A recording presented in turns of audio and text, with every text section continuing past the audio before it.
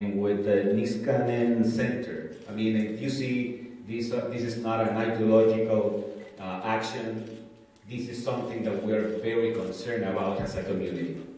Let me start saying that we are taken back by the way that the president has been presenting our border community. He was just there a few days, was here just a few days ago, and he kept distorting the reality of the border and the reality of our communities. It is not true that we have a national security crisis, and it is not true that we have a border security emergency. And it's in that context that he's moving with this declaration. So, to start with, then, this declaration of emergency is based on distorted narratives and distorted facts about the border. We had been very clear when we had spoken before that the president is using our community to advance his political agenda. I mean, he's using our community, saying that we are in the midst of mayhem, violence, and chaos, that criminals are coming across to actually advance his agenda of building the wall and militarize our border community. It is false, and I think everybody knows at this point that the data and our people have rejected that notion that El Paso is a dangerous place. And it has nothing to do with the border wall. What we are seeing at the border is our communities, our families suffering emotional, economic, social distress by these false narratives, but very specifically by these strategies of the president being already implemented in our region. Let's remind ourselves what had happened in the damage that has created already the president in our region. We had 2 children that had died while in detention. We had thousands of refugees being returned back, violating international law. We had children in detention that had been separated by their families. We have also the deployment of armed active duty soldiers in our community, enforcing civilian law.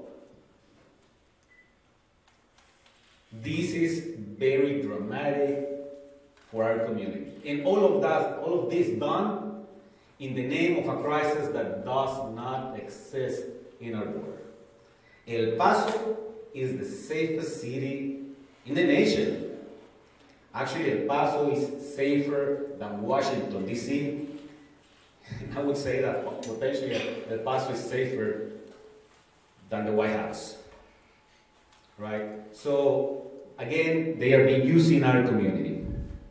We had worked hard for many years.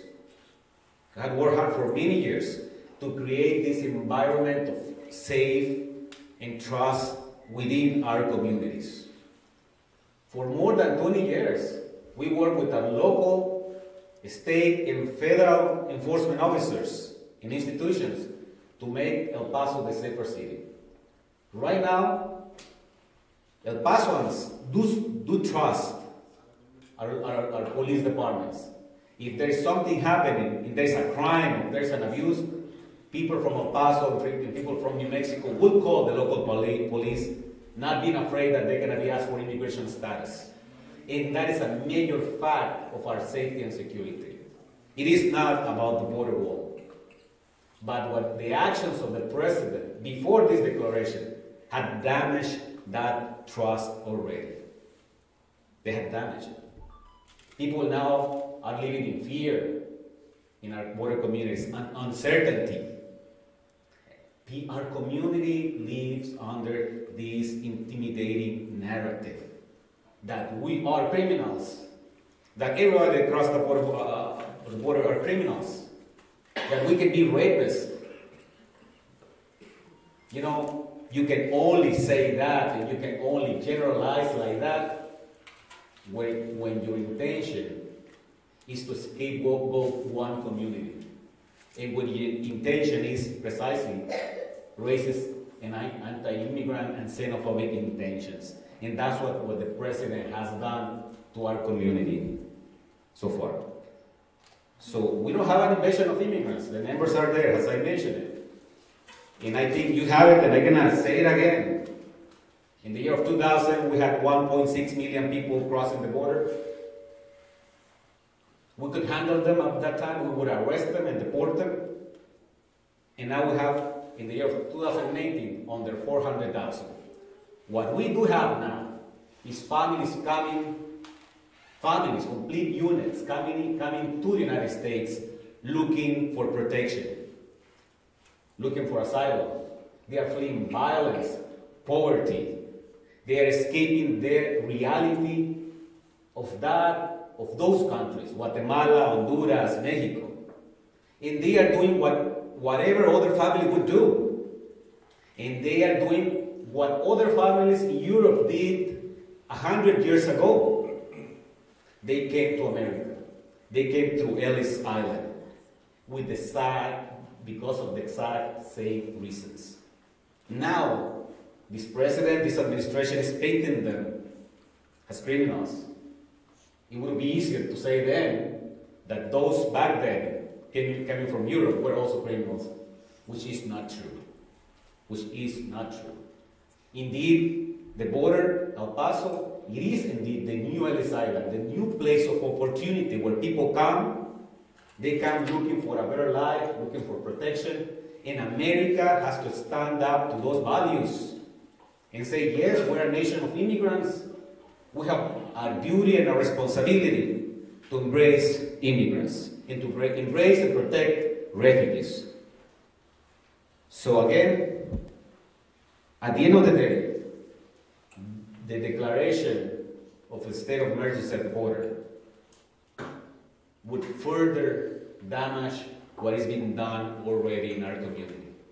It's going to increase intimidation, fear within our border communities. It's going to increase, and it's going to make it more real, this idea that the US-Mexico border would be the most militarized border in the world, one of the most militarized borders in the world. And however, we're not at war with Mexico.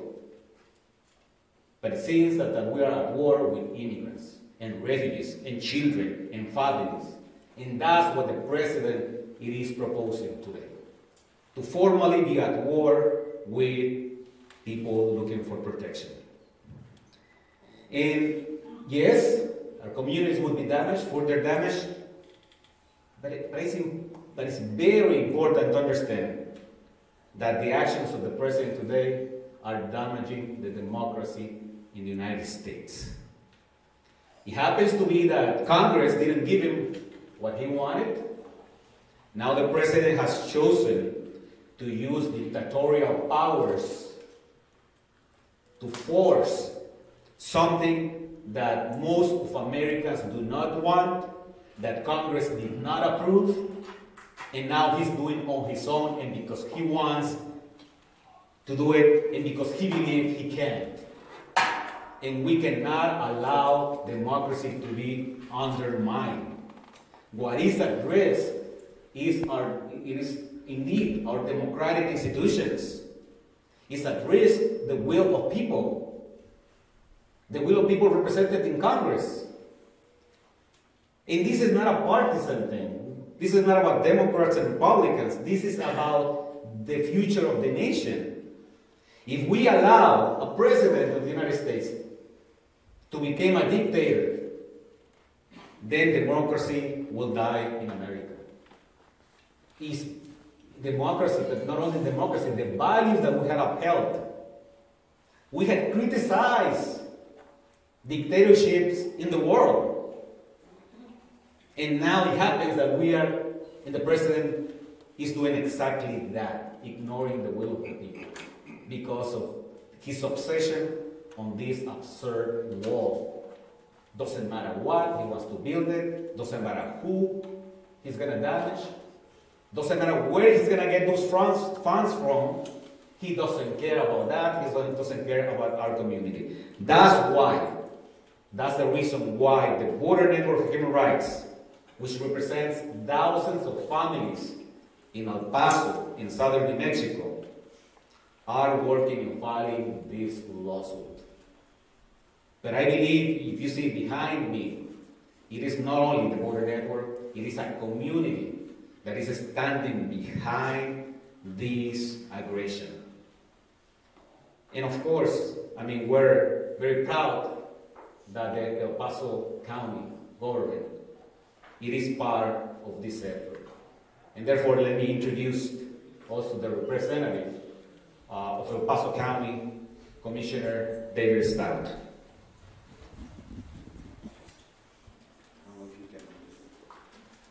Just pull it out. Pull it out.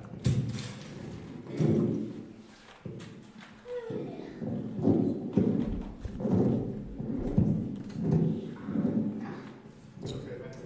Yeah. I just,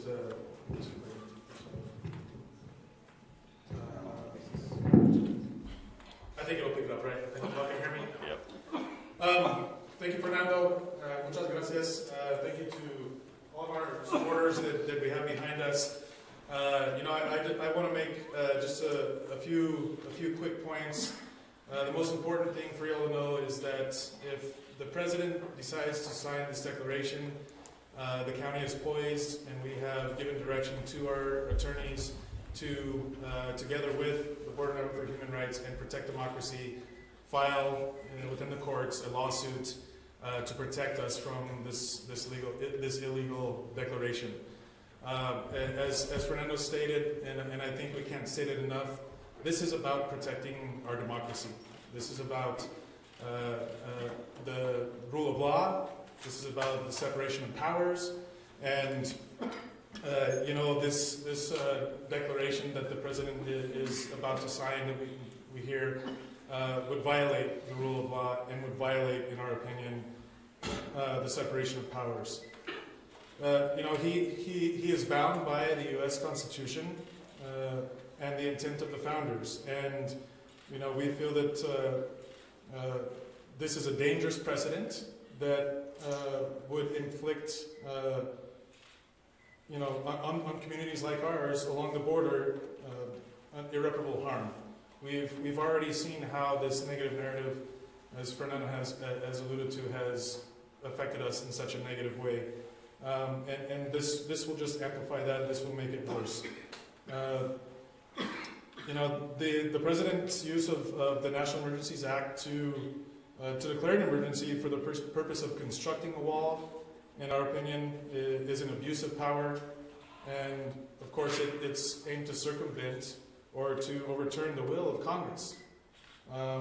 There are sections that say that the president can use this declaration in a true national emergency, but we don't think on a domestic construction project that Congress has expressly refused to fund beyond what they have already authorized. And so if the president declares an emergency, we will immediately call on the court to protect us against this illegal declaration. This is a community that has worked for so many years to cultivate, trust, to cultivate relationships, and that's what makes this community safe. I think we saw that this past week when we had President Trump here and some of the activities that ensued and that took on.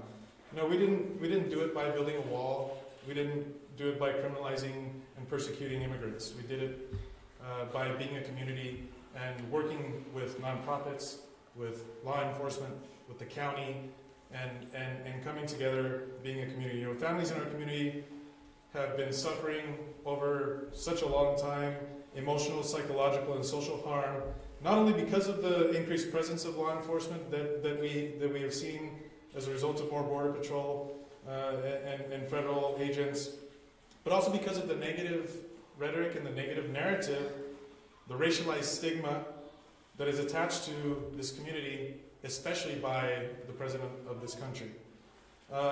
His threat of the emergency declaration and construction of an additional border wall is going to continue to harm our community, our reputation, and our economy.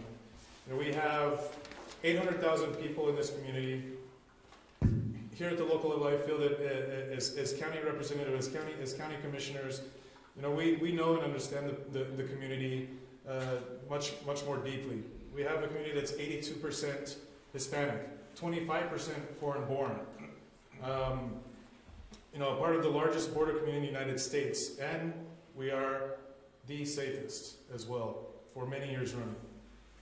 This as it has in the past, will continue to do damage to us, to our community when it comes to things like attracting businesses, attracting doctors, healthcare professionals, people that we need to come to this community. It's going to severely damage continue to severely damage our tourism industry. A lot of times you hear this rhetoric about the border being unsafe, and this just feeds into that untrue narrative, and that all of this is predicated upon. So, I'm happy to stand here on behalf of the county. I'm happy to stand here on behalf of the Commissioners Court and on behalf of the community that we represent, and let you know that we have decided that we want to be on the forefront of this fight, because we have been the focal point and have been kicked and put down and beaten, and we're tired of it. So I'm glad to be here with all of the folks that are behind me, with you all, and we can take any questions, I think, from the press or from anybody right now. Let me, before we're going to do a brief summary in Spanish, because we have to. So, but before I do that, I want to let you know how we're going to handle it today. The questions specifically in regard to why the lawsuit, I think both Commissioner Stout and myself would be actually responding to that. The questions about the language of the lawsuit, like the litigation questions, the law, we're going to pass right now the contact of our attorneys, so they can actually, you can talk to them directly, and they can tell you the language and the articles of what we're basing this lawsuit. So it's important for them to actually be very clear about that. We don't want to actually confuse people about it, so we're going to pass that page for you. And we want our supporters here, obviously, to react to these events. I mean, they come from several organizations that I wanted to mention them. We have representatives from, obviously, the County of El Paso. They also represents from Office of Texas State Senator Jose Rodriguez. We have here with us Ruben Garcia from Annunciation House, Linda Rivas from Las Americas, Estela Reyes from Centro de Salud La Fe, Father Arturo Bañuelas, Monsignor Arturo Bañuelas from St. Mark's Catholic Church, Carlos Spector, which is part of the board of the Border Network for Human Rights, Onward Together, y también tenemos representantes from the Women's March and from the office of State Representative Lina Ortega. So at the end, you might want to get also a reaction in terms of what do they think about all of this. Now I'm going to do it in Spanish, briefly. Mi nombre es Fernando García, soy el director de la Red Fronteriza por los Derechos Humanos. Hoy estamos aquí para anunciar de que tanto la Red Fronteriza por los Derechos Humanos como el Condado del Paso estamos metiendo una demanda a lo anunciado por el presidente el día de hoy, que va a declarar la frontera en estado de emergencia. Es importante decir que todavía no lo ha firmado, a lo mejor ya está firmando mientras hablamos, no sé, ustedes tienen ahí sus teléfonos, pero en cuanto él la firme, nuestra demanda va a ser archivada en Washington. Right? Entonces, estamos trabajando con dos proyectos a nivel nacional, dos proyectos de abogados, Un proyecto se llama Proyecto para Proteger la Democracia y otro se llama el Centro Niskanen, que también es un think tank, es una organización que desarrolla política. Estamos trabajando con ellos nos van a representar en Washington. Nosotros hemos dicho, y lo queremos decir una vez más, no hay tal crisis de seguridad y no hay tal invasión de criminales que está planteando el presidente. El presidente ha tomado la frontera y en particular El Paso para hacer su argumento, para construir más muros fronterizos, para militarizar la frontera. Pero lo desafortunado es que está utilizando nuestra comunidad, nuestras ciudades fronterizas, de una forma errónea y falsa. No es cierto lo que él está diciendo. No es cierto que El Paso es la ciudad más insegura del país, o que era insegura y que debido al muro ahorita es segura. Eso se ha demostrado ya varias veces con estadísticas y hechos. El Paso es más seguro que la ciudad de Washington, ¿verdad? Y no se debe a los muros, se debe a que hemos trabajado duramente con las comunidades, con las policías, con los sheriffs, con la patrulla fronteriza, para hacer de nuestra ciudad una de las más seguras del país. Entonces, cuando él presenta que estamos en medio de violencia para justificar su muro, no podemos ignorar y evitar que él está utilizando esto políticamente. ¿Qué quiere decir? Quiere avanzar su agenda, que desgraciadamente es una agenda racista y xenofóbica, ¿verdad? Lo que sí hay es otro tipo de crisis, pero esa crisis que ha creado el presidente. El presidente, bajo esta falsa narrativa, ha hecho una serie de estrategias y políticas que ya tienen consecuencias. 2 niños, Jacqueline y Felipe, se nos murieron con 2 semanas de diferencia en centros de detención, debido a la política absurda del presidente de rechazar a gente que viene a pedir protección aquí en los Estados Unidos. El presidente ha separado a niños, bebés, de sus madres y de sus padres como parte de su política irracional antiinmigrante. El presidente ha implementado un programa de cero tolerancia que esencialmente dice que todos somos criminales, que todos somos violadores, ¿verdad? Entonces, todo eso, incluyendo las redadas que ha hecho, meterse en nuestras comunidades, pintar un panorama caótico de violencia, lo ha hecho para avanzar su política antiinmigrante, su política racista. No hay otra explicación. Lo desafortunado es que está utilizando la palabra seguridad para esconder toda esta política racista y de aversión. Nosotros hemos dicho, los migrantes que vienen a esta frontera son migrantes en el 95%, son migrantes que vienen huyendo de la violencia, buscando una mejor vida, traen a sus familias, porque ven en América la esperanza, ven en América una oportunidad para desarrollar, como lo han visto otros países, otros migrantes en los últimos 200 años, de Europa, de Asia, han llegado a América porque América les ofrece esa vida, esa oportunidad de desarrollarse dignamente que no tienen en otros países. Entonces, sin embargo, el presidente criminaliza a esto. Nos dicen que somos maras salvatruchas, nos dicen que somos de las gangas, etc. Todo eso es pintarnos como criminales, ¿verdad? Pero ¿qué consecuencias ha tenido eso? Ya las hablamos. La gente está en miedo, la gente se siente intimidada y con incertidumbre para el futuro.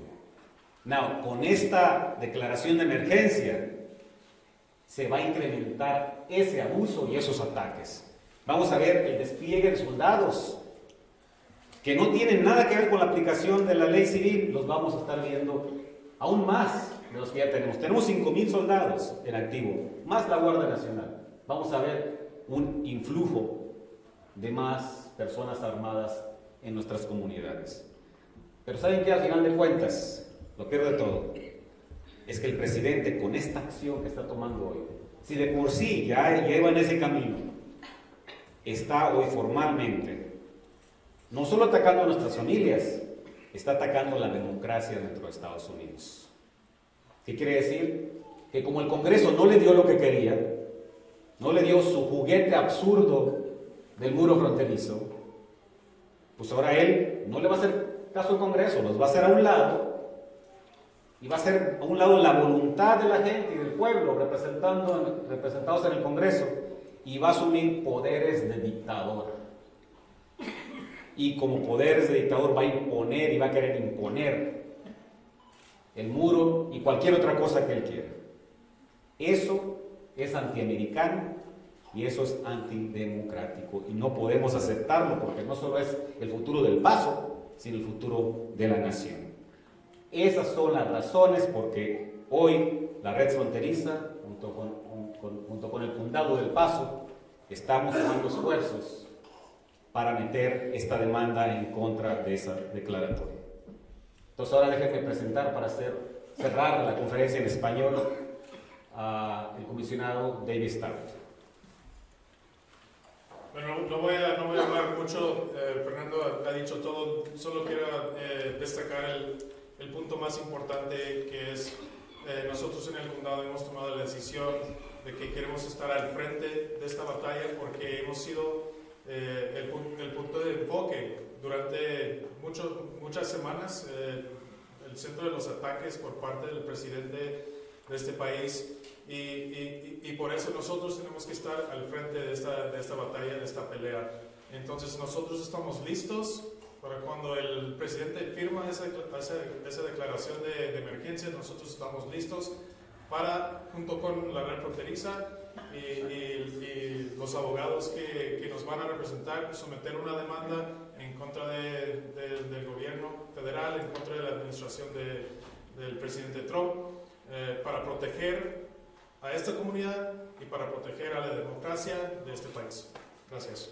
And I just want to announce that the President just signed the declaration of a state of emergency right now. It's like a few minutes ago.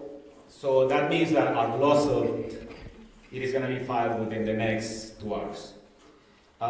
Let's do this. I mean, we can do some questions from here, or we can do one-on-ones. But if you have any questions, we can answer them from here, and then we'll go one-on-one. You have a question. Fernando, the purpose of any lawsuit is to say that one party is being harmed by the actions of another party. So can you, and you've touched on this, but could you summarize the harm to El Paso from this order specifically? David, this question, I can actually ask you to call our attorneys. Why? Because as we speak, we are modifying the claim because we are revisiting the language of the declaration. So we don't want to say something that is not going to be reflected there. But what I can say is that the list of injury and damage is going to be long. It's going to be not only economic, it's going to be in terms of civil rights, human rights, but also we're talking about people going into the shadows of the border. That means if people is afraid already, this is going to go even deeper. We already have situations where mothers are not taking their children to school. They are not taking them to the clinic because of this rhetoric, because the enforcement practices. So what we're going to see by now with this declaration is that our border is at war. And again, it seems that the war is against our immigrant community. So I think we're going to follow you on that specific, and we're going to give you the number. Can you pass it on, please? Come to the front, please. Pass it on. So we can have the attorney's number, so actually answer that question.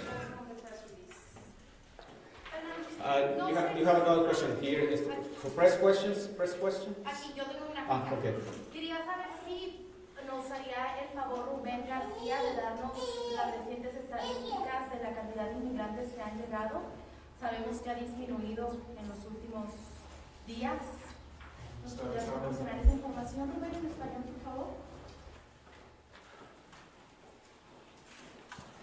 Mire, yo estoy dispuesto de responder a esa pregunta, pero quisiera responder después de que termine aquí. El punto de la rueda de prensa esta mañana es para traer la atención crítica sobre lo que está pasando.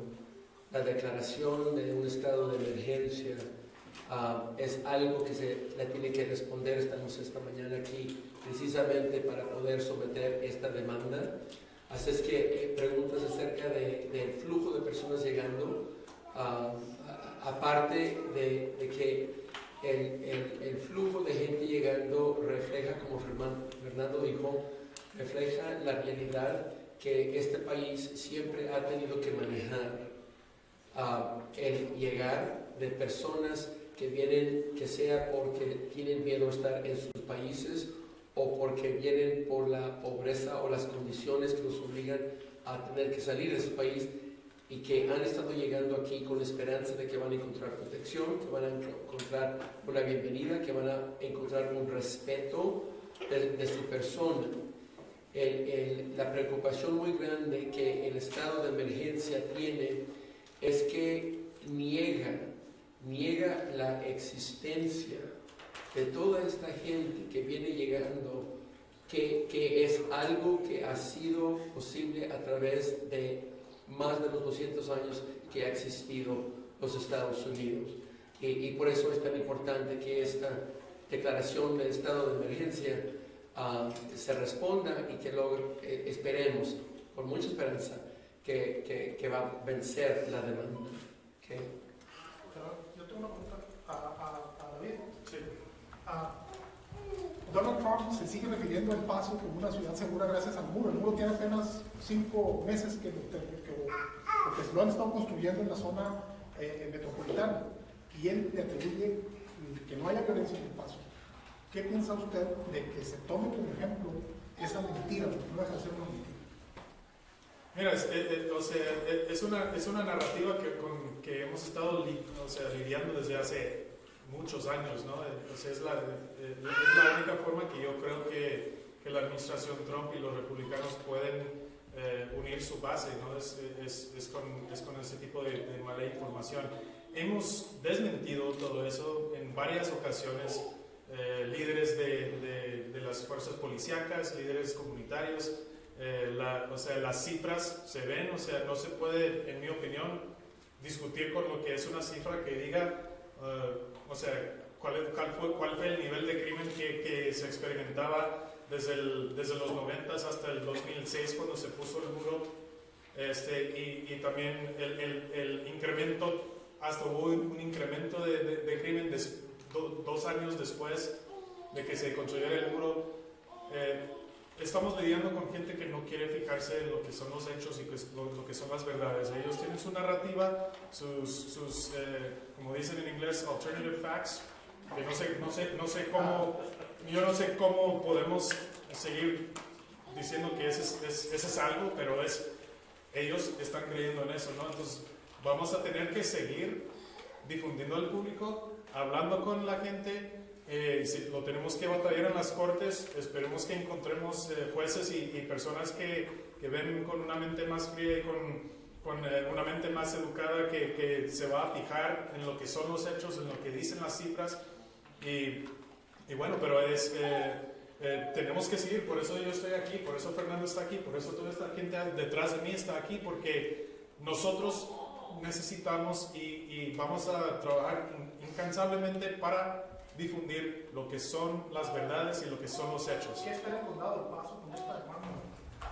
Bueno, obviamente bloquear que se construya el muro, bloquear que se utilice una declaración de emergencia que en nuestra opinión es una forma, el uso es ilegal, está rodeando lo que es el Congreso, que ya decidió que él no va a tener el dinero para eso. Entonces queremos preservar la democracia para nuestra comunidad y para el país, y que no se haga del muro de la forma que él está proponiendo. Si él quiere el muro, entonces tiene que tener el permiso y la autorización para esos fondos del Congreso, y el Congreso que representa a todos nosotros, ¿no? Vamos a tomar una pregunta aquí. Fernando, yeah, Okay. he kind of touched on it. I want you, what is the action that you want ultimately your lawsuit to do? To stop, we know it's stop building the wall, funding, what is the ultimate action you want? I think there's three general things that we need to talk about. The first one, and the more immediate one, it is to stop the distortion presented by the president and promoted by the president about our border communities, and by consequence, stop the construction of the border wall. I think that is, I mean, we have walls already, but I think what they are thinking is about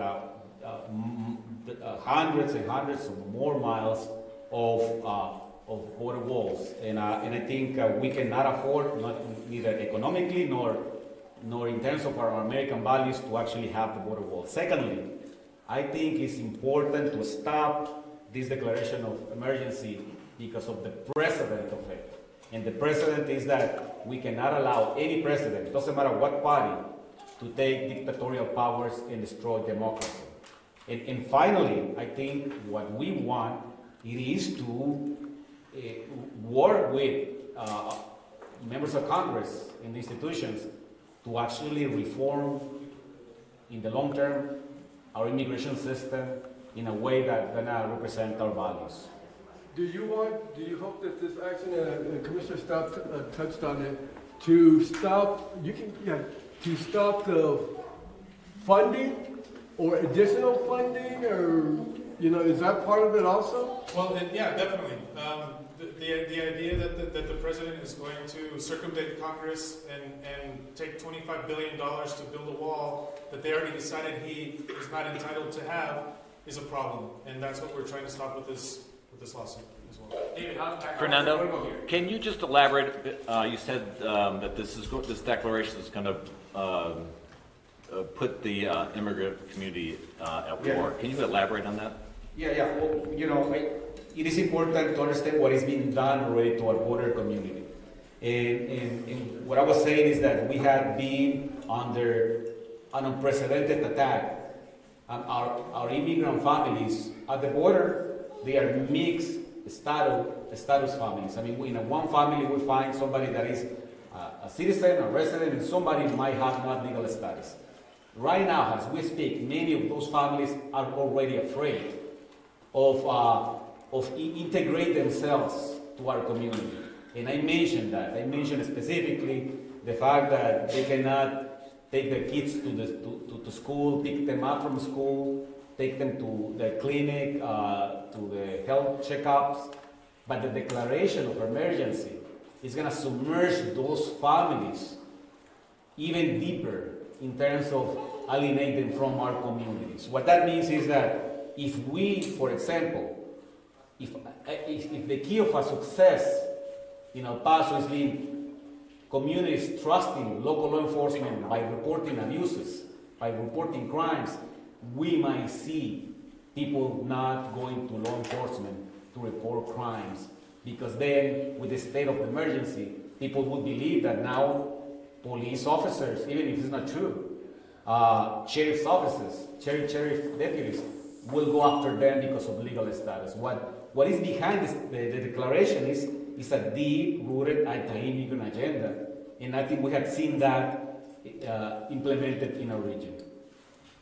Para David, la ciudad y el condado ha trabajado mucho para atraer a empresas al Paso, para ayudarnos.